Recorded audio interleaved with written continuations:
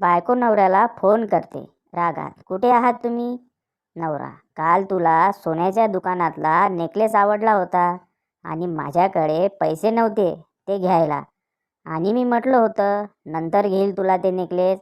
बायको प्रेमात, हो आठवतं ना हो. नवरा, त्या दुकानाच्या शेजारच्या सलूनमध्ये दाढी करतोय, आलो थोड्या वेळात.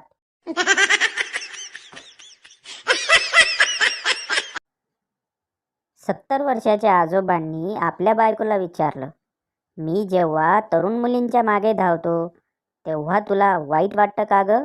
बायको कुत्सितपणे हसून, नाही हो, बिलकुल नाही. कुत्रासुद्धा गाडीच्या मागे धावतो, पण गाडी त्याच्या हाताला लागते का कधी?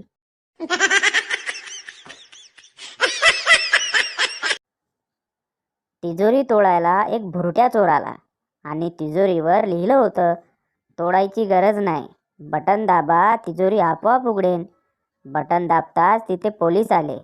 चोर, आज माझा माणुसकीवरून विश्वास पूर्णपणे उठला.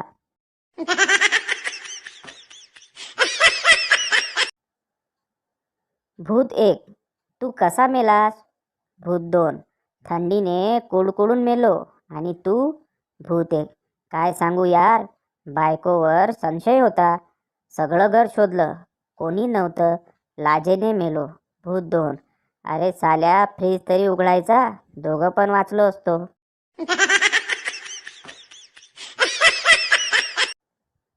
मानसशास्त्राचे प्राध्यापक वर्गात आले आणि फळ्याजवळ जाऊन शिकवायला सुरुवात केली. इथे ज्यांना ज्यांना वाटतंय की आपण मूर्ख आहोत त्यांनी उभे राहा. थोडा वेळ वर्ग शांत राहिल्यावर गंपू उभा राहिला. म्हणजे तुला असं वाटतंय की तू मूर्ख आहेस? नाही सर, गंपू उत्तरला, पण तुम्ही एकटेच उभे आहात हे मला बरं वाटेना.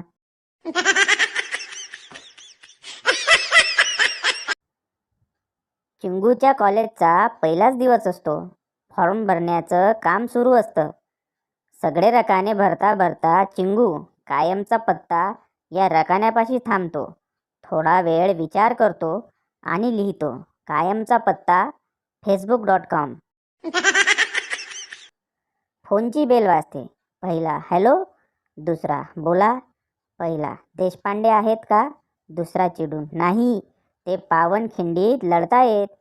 पहिला, मग त्यांना सांगा राजे गडावर पोचले, आता मेलात तरी चालेल.